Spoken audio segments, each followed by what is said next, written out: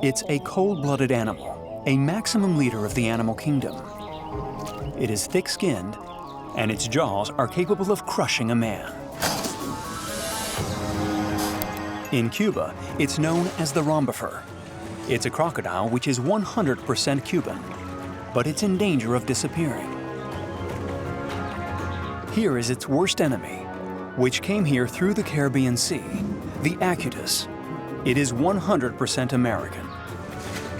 The Cuban crocodile against the American crocodile. Nature is catching up with reality. This fable is being played out in the Zapata swamp, the most remote and mysterious region of Cuba. Here, amongst the mangroves and marshes, live the last specimens of the Cuban crocodile. But recently, the American species has managed to infiltrate. The irony of the situation is that the Zapata swamp also goes under the name of the Bay of Pigs. In the history of men, this is where the Cubans pushed back the American invasion in the 1960s. But will nature's story be the same? We are going to tell you the incredible saga of this crocodile, threatened by its imperialist neighbor, armed to the teeth. Any similarity with history itself is perfectly natural.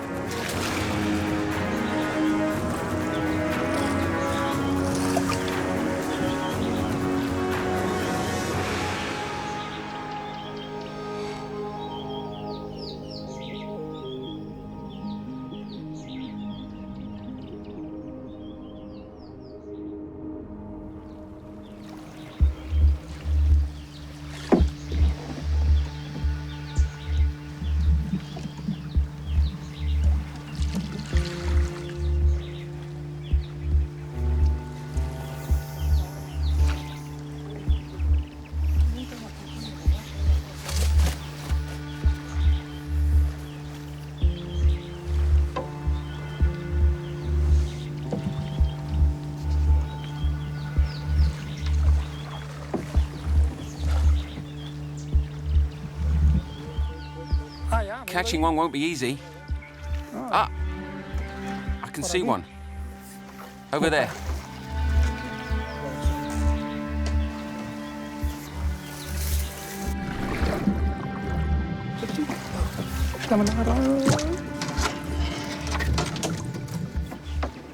It's under the boat.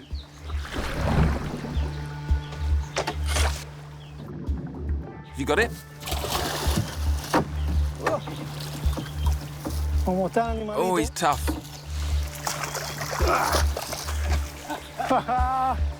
We got you. You're a champion with that lasso.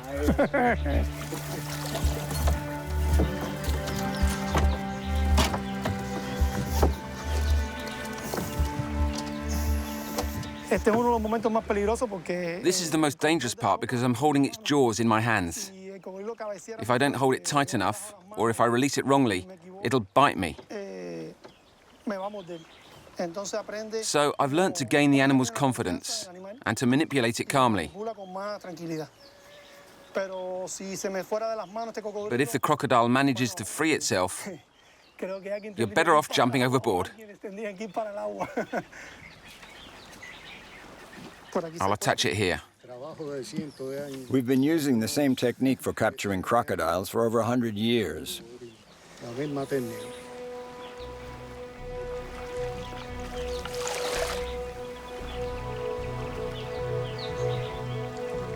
Toby was the first scientist to penetrate this region.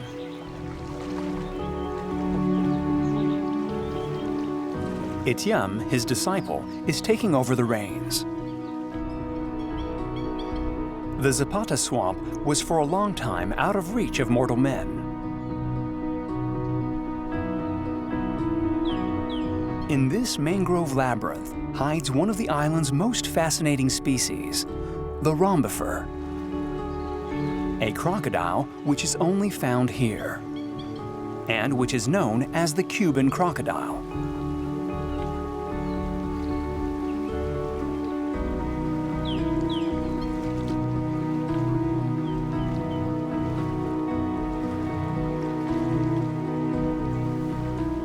We're going to try to capture a few specimens to learn a bit more about the Cuban crocodile population, which we have here in the Zapata swamp.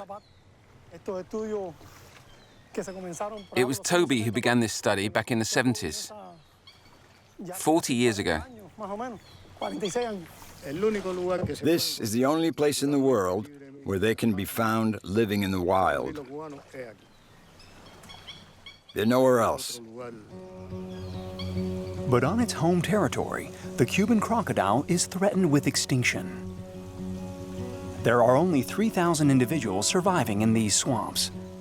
90% of the species has disappeared in less than a century. Try to keep it still. That's it, I've got it. Let's see if it's a male or a female. It's a female. The Cuban crocodile is surrounded by another reptile, the American crocodile. They are similar in appearance, but from a genetic point of view, they are very different. The American crocodile has begun invading the territory of the Cuban one, and it's putting the species in danger. If the American mates with the Cuban, the purity of the species is finished. So much for catching them. Now we need to carry them, which is less amusing. Etiam and Toby are totally tied up in the cause. For months now, they have been catching crocodiles to measure the level of intimacy between Cubans and Americans.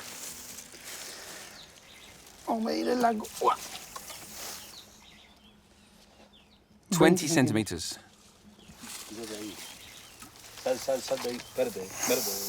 15, 16 kilos.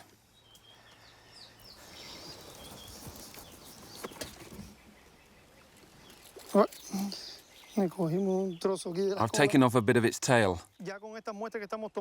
With this sample, we're going to try to better understand the genetic identity of this group of crocodiles in the swamp.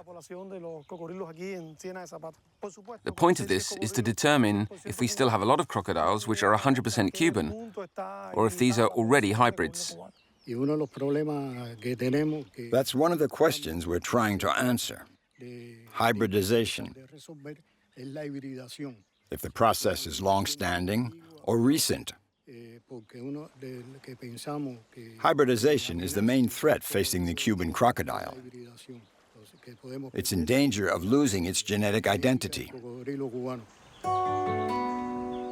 The answer is in this simple test tube. The stakes are considerable and go beyond the boundaries of this swamp.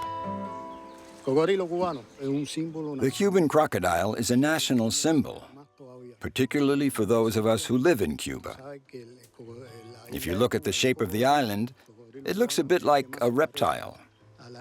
Cuba is the crocodile island. It's a matter of pride. For me, the Cuban is the more beautiful of the two. You think differently? No.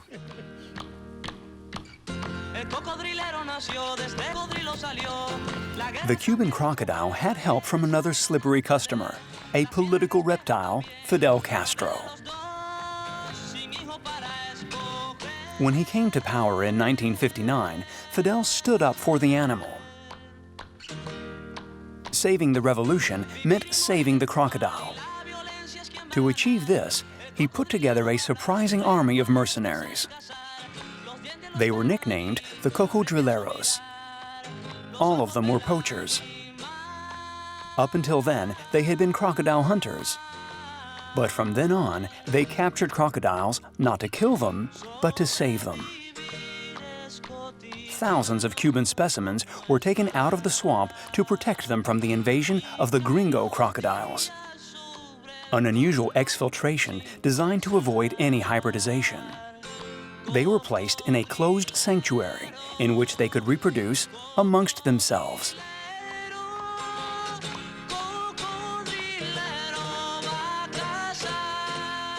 The crocodileros became the heroes of the Zapata swamp.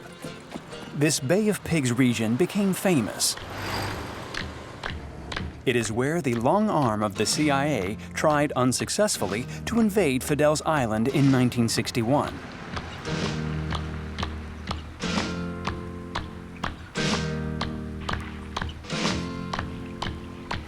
More than half a century after its creation, this Noah's Ark is still standing.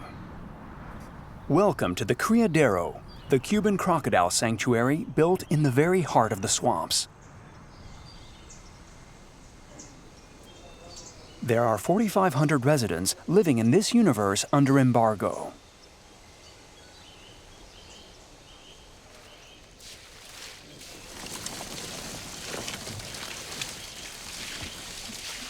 To watch over these 100% Cuban crocodiles, there are a dozen enthusiasts, descendants of the first cocodrileros.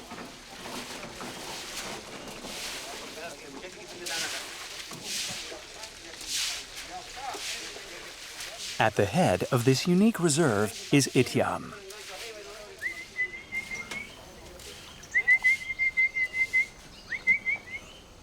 He's been running this reptile farm for the last 7 years.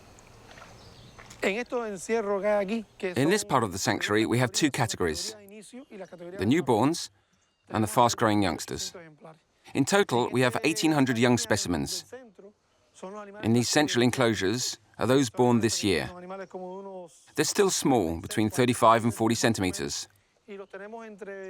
On this side, we have young ones. In each pool, there are about 110 of these animals. On the other side are those which are more than a year old. They measure more than 50 centimeters and will grow up to 1,60 meters.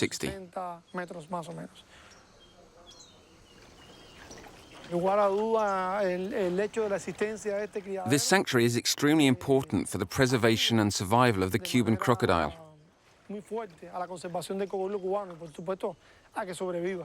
All the animals who are here constitute a sort of guarantee should the species disappear from the wild. These are all viable candidates for reintroduction. Entering the sanctuary is like traveling through Cuba. Time seems to stand still.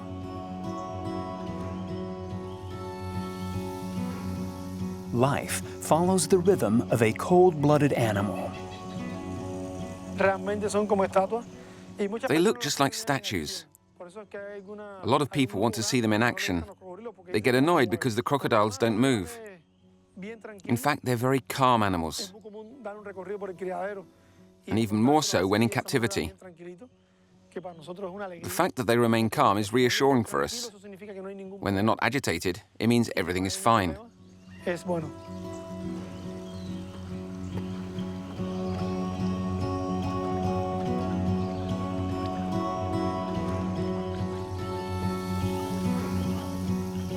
Etiam has let the wolf into the sheep pen.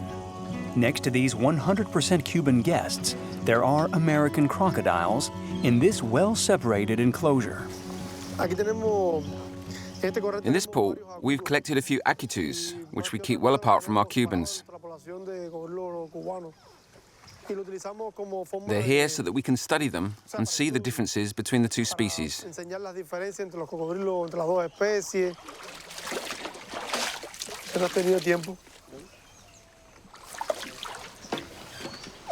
This young American crocodile will help Etiam initiate Eduardo, the latest biologist to arrive at the sanctuary. In the absence of a genetic study of each newborn, they need to be able to distinguish between the two species just by looking at them to avoid intrusion by an American or hybrid. Try to catch the one with the wet head under the roof.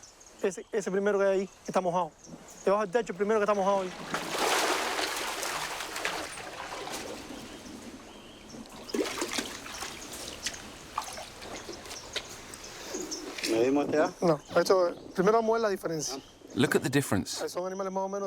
These two crocodiles are about the same size. They must be about 2 years old. The first difference you notice is the color. The American is darker, grayer. The other clue, which can help you to differentiate between an American and a Cuban, is the shape of the head. If you look at the area between the eyes and the nose, you can make out a diamond shape. However, with the American, there is no such shape between the eye sockets and the nose. That's the principal difference between them. So, which is the cutest? The Cuban. The Cuban is always more beautiful.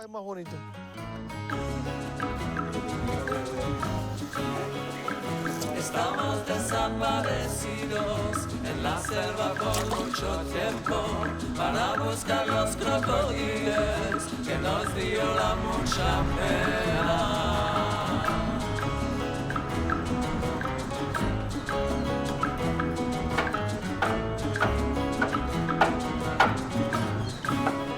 Today is the day of the feast.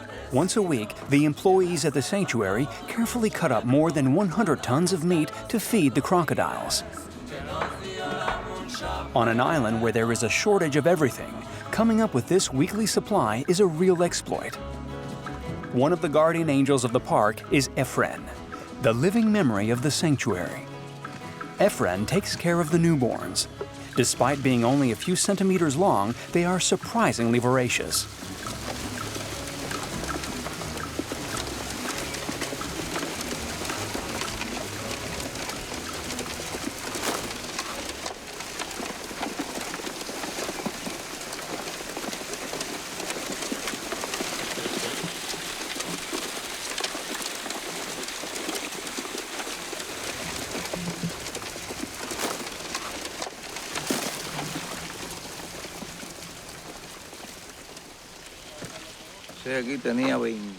I started here when I was 22. Now I'm 74. Taking care of crocodiles has been my whole life. I must be the oldest one here, but so what? I adore crocodiles. Protecting them. The Cuban is a beautiful species.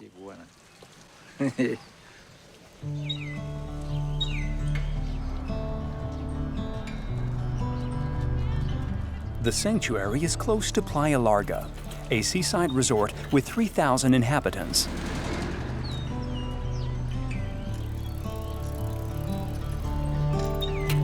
A large number of cocodrileros live here.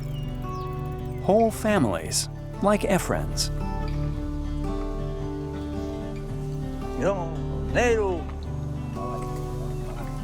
Hi, how's it going? How are things, brother? I've missed you. It's been a long time. Is work going well? Very well, very well. This is Bernardino, my elder brother, and Enrique, who is the youngest of the family. The youngest of the herd. All three of us have worked at the sanctuary. Come on, let's celebrate with a little glass of rum. Go on. With pleasure. The Alonso brothers. These three musketeers are of the same blood. In their time, they have helped save more than 1,000 Cuban crocodiles. Toast to crocodiles. And to all these years of adventure. Things might have turned out very differently for these three. In their childhood, Efren, Enrique, and Bernardino followed their father into the swamp. A rifle at their shoulder, a crocodile in their sights. In the family, proximity with crocodiles has passed from father to son. It's a tradition in our family. Our father always hunted crocodiles for their skin, to sell it. He was a hunter. We're a family of cocodrileros. One day we were over in the south of the swamp. We'd just arrived, and we'd set up at the Chinaman's camp. We called it that because there was a Chinese crocodile hunter. We were sleeping on camp beds at ground level, and suddenly a crocodile walked underneath. We were all together, and without raising my voice, I said, "Hey, there's a crocodile under my bed." We all had lamps, and when I lit mine, the crocodile jumped at the mosquito net, which was hanging over my bed, and wham! With a jerk of the head, it grabbed my arm with its muzzle, and with its lower jaw, it bit me here. Then right the way up my hand to the nail. My father came over. He shot and killed the crocodile right there in the camp. Our dad was very brave in the face of crocodiles. But when the Alonso brothers took over from their father, their mission had completely turned around. And what did your dad say when you told him you were going to work at the sanctuary, not to hunt them, but to protect them? He said yes. He agreed. For him, we were carrying on the family tradition. All the same, it was a radical change, a total change. Our mission was now to protect crocodiles, our particular species in the Zapata swamp.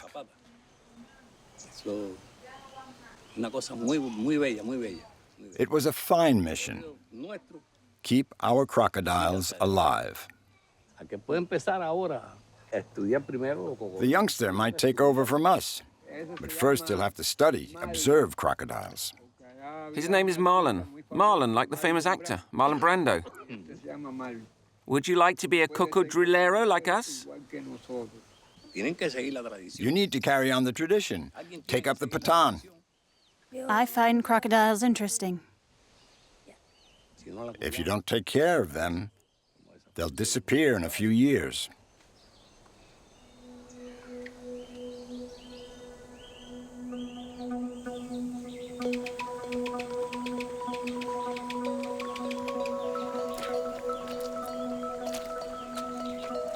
To accomplish this revolution, converting hunters into guardian angels, it was necessary to change the way of thinking. In the Zapata swamp, when they weren't hunting crocodiles, they were making charcoal.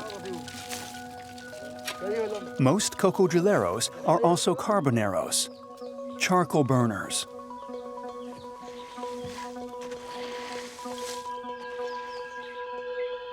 This fresco, proudly standing in the middle of the marshes, depicts an event which changed everything. A few months after taking power, Fidel Castro came to meet the carboneros.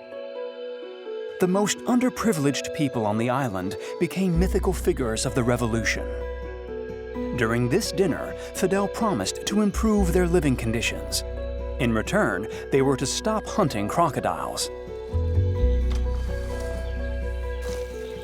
60 years later, the charcoal burners are still here, in the dust. Daniel and Cheo repeat the same movements as their fathers. They build these kilns to produce charcoal.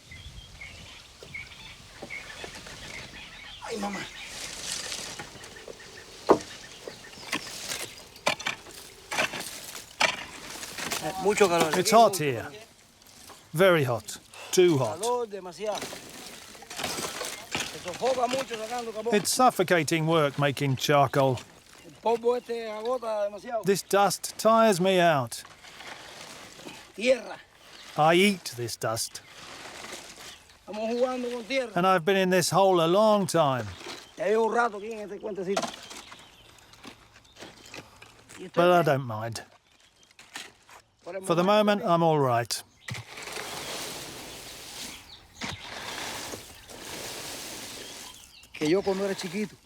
When I was young, my dad took me charcoal burning.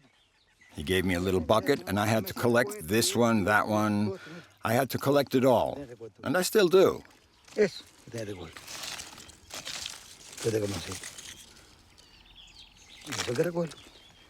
Nothing has changed. I'm still making charcoal, like him. It's been years. My whole family makes charcoal. That's our life in the marshes. Apparently, it's something that runs in your genes, in your blood, in your veins.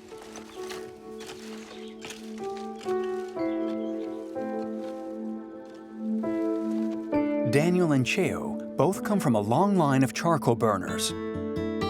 In the past, the carboneros worked as a family. The women and children helped out in atrocious conditions. The only way to make ends meet was to hunt what was available in the marshes, the Cuban crocodile. Before the revolution, we also lived from crocodile hunting. We used the skin. We tanned it and sold it. Yes, that's what you did in the past, to keep your family alive. In addition to charcoal burning and wood cutting, we hunted for crocodile skins. You had no choice. After 1959, it became a completely different story. Following all these studies, we started looking at crocodiles in a different way.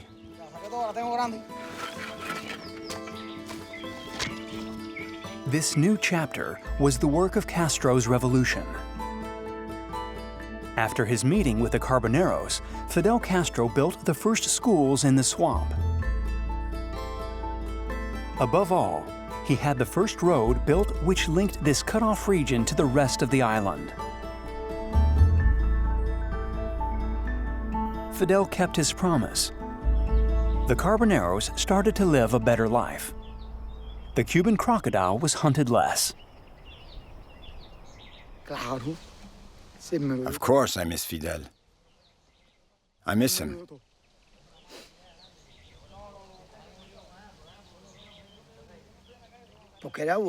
Because he was extremely good to us poor people. He liked the poor a lot. He gave us everything. Everything. Everything. He even gave us free food. Who does that? No one. He was good. He gave everything to everyone. He wasn't afraid. The whole world loves us. Wouldn't you say so? The whole world loves Cuba. Except the Americans. They love it, but just for what they can take from our island. They can piss off. They'll never take it. We'll be waiting.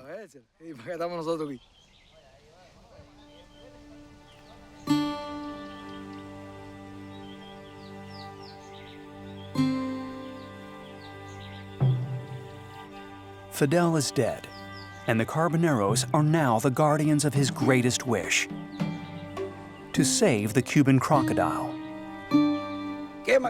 Burn charcoal, become a warden, or work in a kitchen. Do whatever you like, but leave the crocodiles alone from now on. Hands off.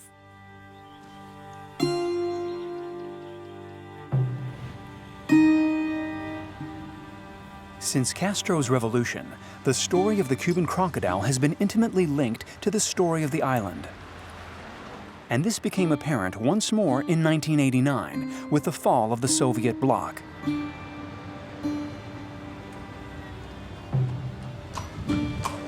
The island's economy collapsed. The revolution was in danger. It was what Cubans call the special period.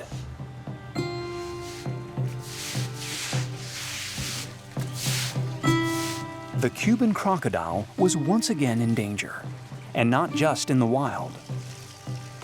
The tenants of the sanctuary also drew attention from poachers.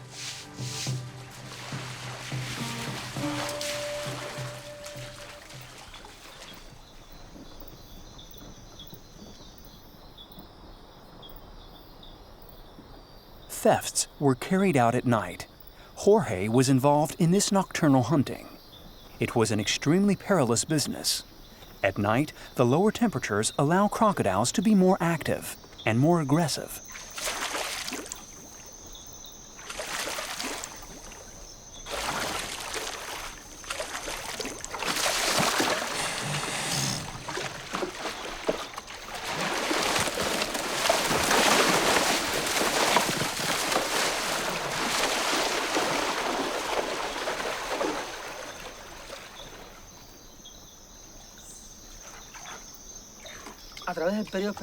During the special period, we were truly desperate, and so some people like me went back to hunting in order to survive. Some people ate them, others sold them. Consequently, the species started to diminish. If there hadn't been anyone to watch them at night, the sanctuary would have been empty within a month. They would all have been stolen. Nothing could stop us. Nothing frightened us. Afterwards, when things settled down at the beginning of the 2000s, a lot of us stopped hunting because things got better.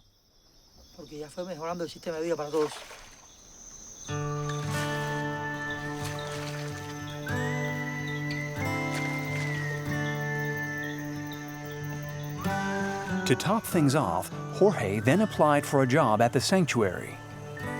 And he was taken on as a night watchman for the 4,500 Cuban crocodiles.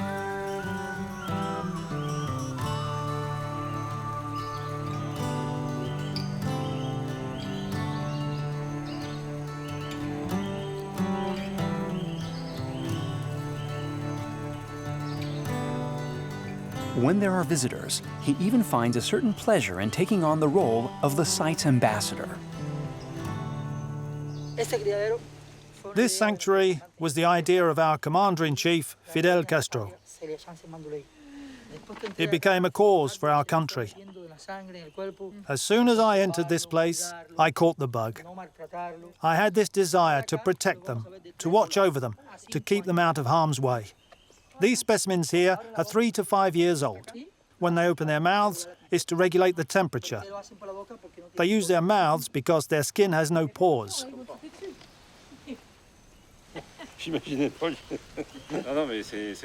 They're incredible. They're very quick animals and can reach speeds of up to 40 kilometers an hour. And within a restricted perimeter, no prey can escape them. Here in captivity, they move very slowly. So in the wild, for 4 or 5 meters, they can get up to 40 kilometers an hour. Well, like this, they don't look dangerous. They're cold-blooded animals, so they save their energy, but they're constantly alert. They're always ready to jump on their prey. And what circle of vision do they have? More than 90 degrees. And what's more, in one movement, they can turn right round from head to tail, and in just a split second.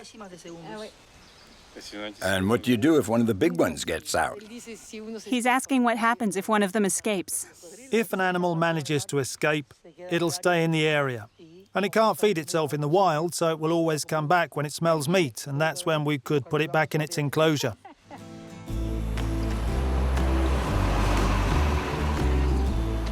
When Cuba opened its doors to the world at the beginning of the 2000s, thousands of tourists per day started turning up in the Zapata swamp.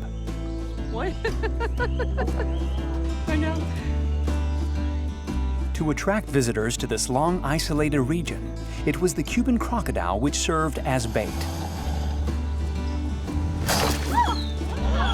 With the growth of tourism, a live crocodile now brings in more money than a dead one.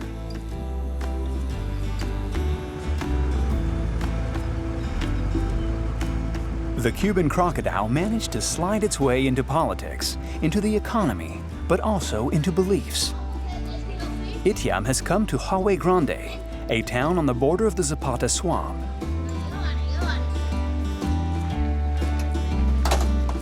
Here, they practice Santeria, a religion which mixes Christian and African beliefs.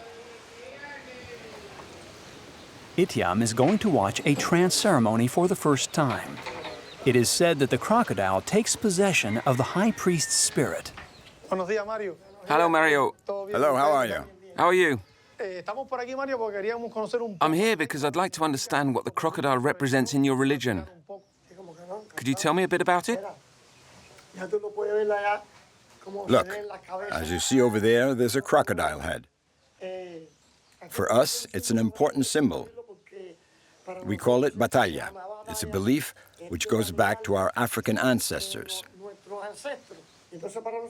The crocodile spirit is very powerful. It protects us, and we take care of it. We make talismans from its teeth. Over certain doors, you'll see a crocodile's head, which is there to protect the house.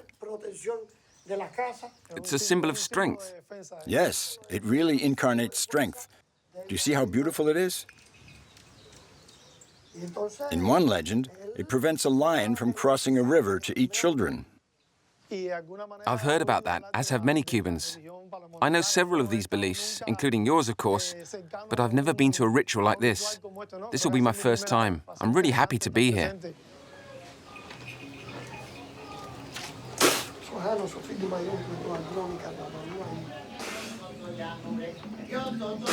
To awaken the spirits, nothing better than Cuban rum, spat out profusely by the high priest. Looking at the divinities invoked, it's quite an eclectic affair. From Christian images to American figures, and even the Cuban god, the Che.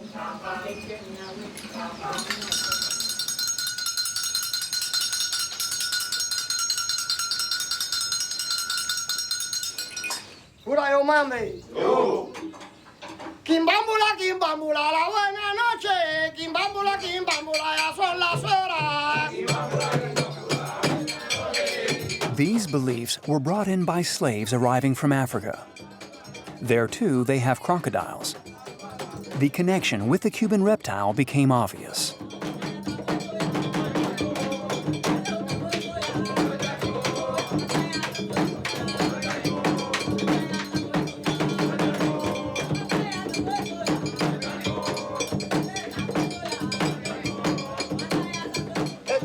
It's as though I receive a blow which makes me lose consciousness. After that, I feel nothing. Sometimes I get frightened. The crocodile's spirit approaches me violently, taking my breath away, and sometimes it comes on me really quickly. And to stop me resisting, it throws me to the ground. I lose my sense of time.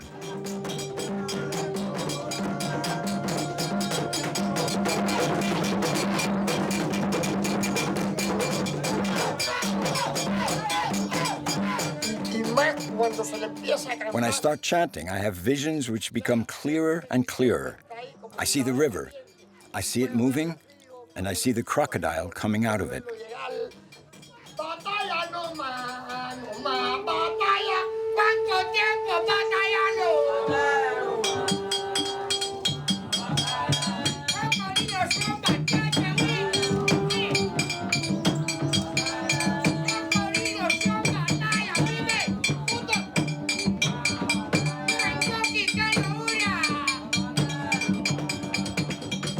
The priest no longer has any earthly feelings. The crocodile takes complete possession of his spirit. Could this be the opium of the people in this corner of the Caribbean?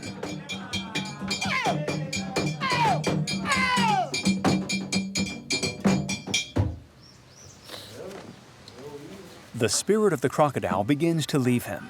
Mario will soon come to his senses, but with a monstrous headache. Stop messing with me, crocodile. No, don't hit me. Hey, hey. No me puedes, ¿qué te pasa? Hey. Hombre.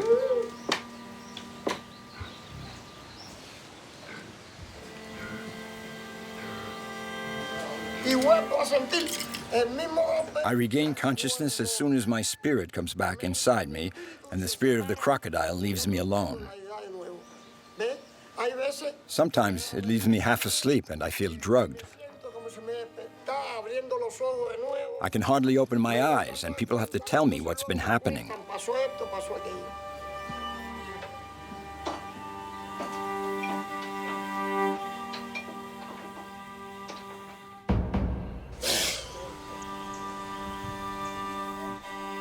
Back at the sanctuary, tension is growing between the males. The Cuban crocodiles are entering the determining phase for their survival, that of reproduction. Come on, get a move on.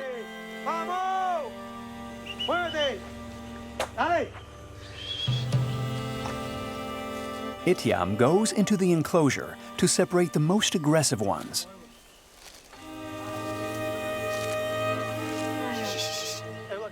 Make sure that another one doesn't come from your side. If you see one coming, tell me.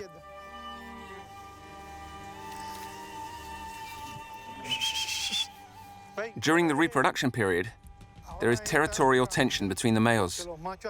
As soon as a male enters the territory of another, it turns into a fight.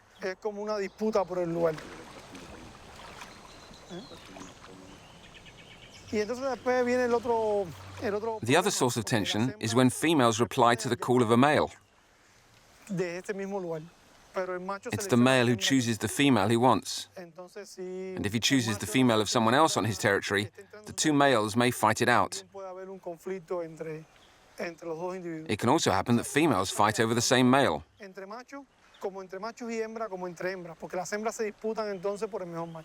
Look, they're beginning to mate. You can see the male on top. He's moving the muscles between his ribs. That makes ripples on the water, which we call the love dance. The water is dancing, dancing. And the female leaves her head under the male's. It's fascinating.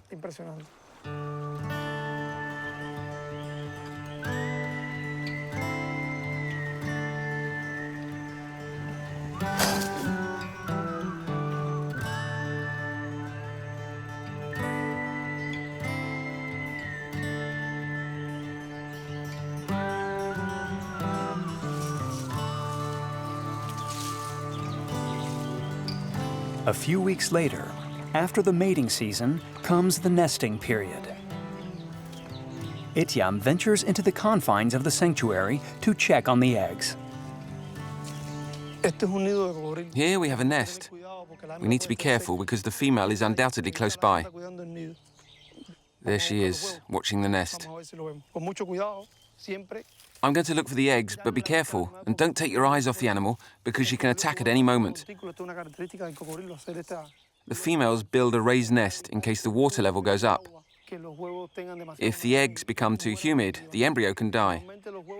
The egg is always at the top of the nest, positioned in relation to the sun, so that they are warmed right from the first rays of the morning.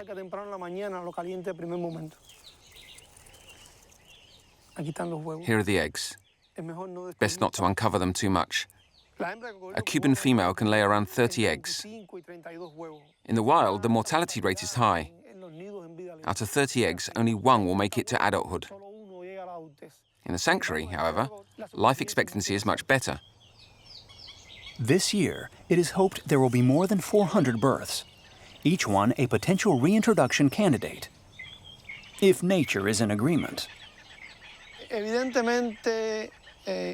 Obviously, the species and its ecosystem are intimately linked.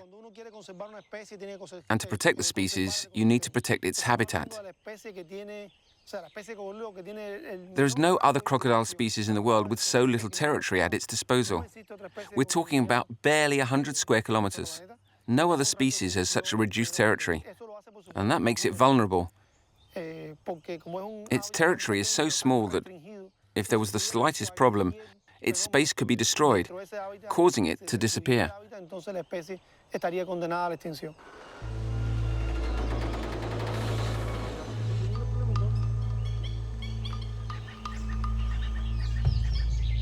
"60 years after Fidel Castro provided the Cuban crocodile with a sanctuary, the question of reintroduction arises. Today, there are more rhombifers in captivity than in the wild. These residents are not intended to spend their lives shut in. The revolution changed the way of thinking. Man has changed too, but the outside world may be too much for them.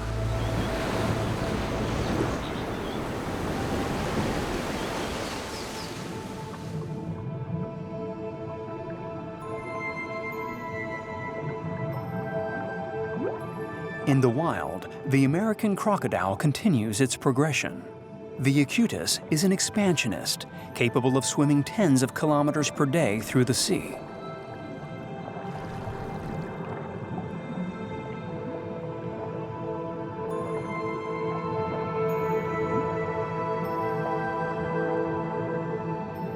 To hold back its progression and consider the reintroduction of the Cuban species, scientists are trying to understand how the American manages to penetrate the very heart of the swamp.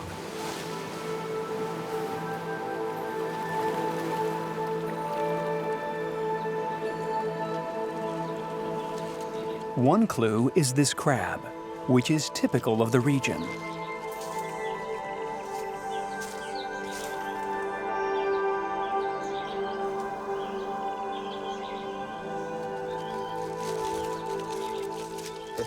This is a red crab. It's a marine animal. And with the variation of sea level, it has started to colonize the land. But in reality, it's never cut its links with the ocean. It needs to go to the sea to reproduce. This one's a female.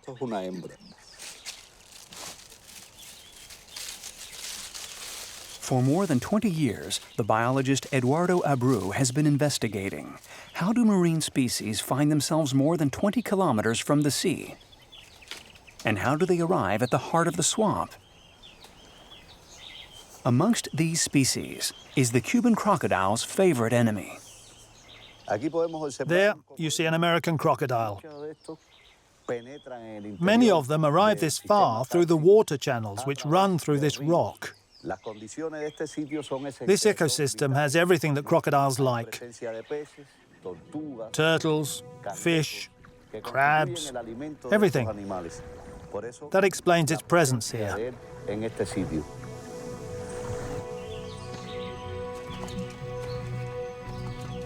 The secret of their presence is explained by this friable karstic rock. At surface level, it forms caves. Underneath, it lets water through, or rather, waters. I'm right in the middle of a fault line. It runs for more than 70 kilometers. And the most extraordinary thing about this fault is that a network of caves has developed around it, which we call the speleolacustre caves of Zapata.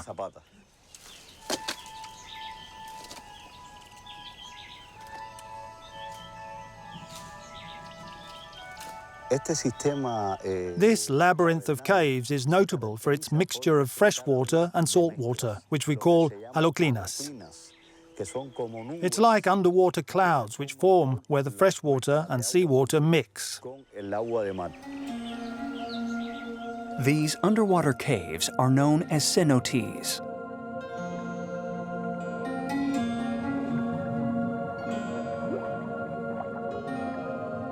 And this is one of the famous clouds, like a mysterious envelope formed by the meeting of the water of the swamp with that of the Caribbean Sea. It is here that in the utmost secrecy, Cuban and American crocodiles meet. This is where the hybrids are born.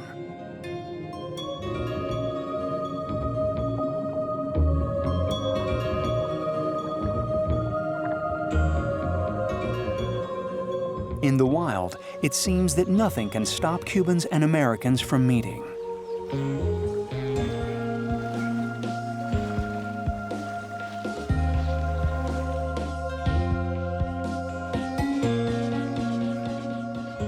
At the sanctuary, Etiam has just received the results of the genetic samples taken in the swamp a month ago.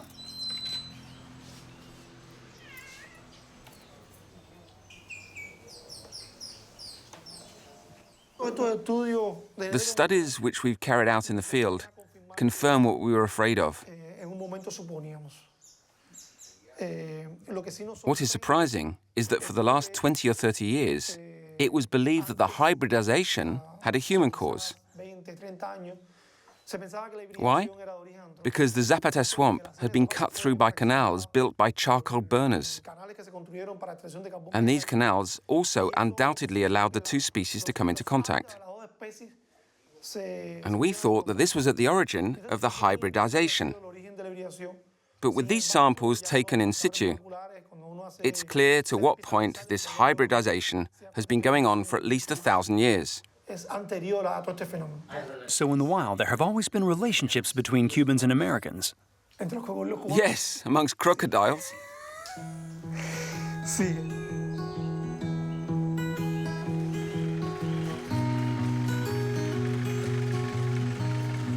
The wind of freedom blows across the Zapata swamp.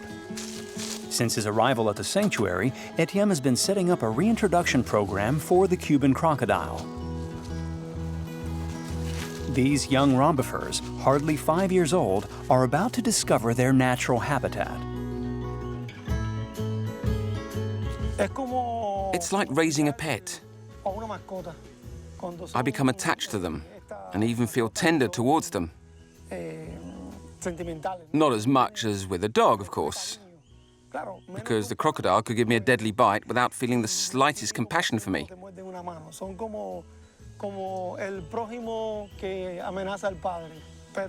A bit like a son killing his father. All the same, I feel proud, happy to see him grow up as he would have done in the wild, and now capable of feeling free and independent.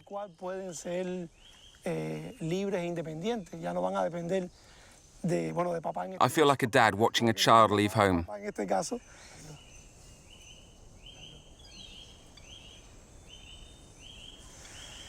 I think the moment's come to let him go.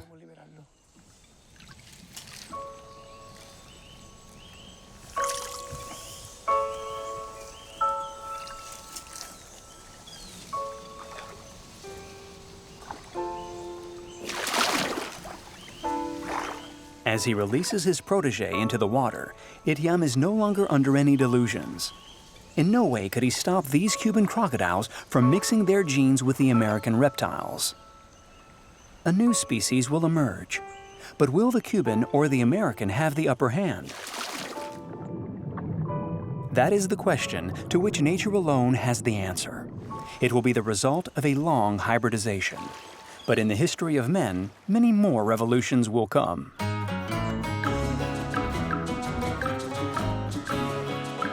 Estamos desaparecidos en la selva por mucho tiempo para buscar los crocodiles que nos dio la mucha pena.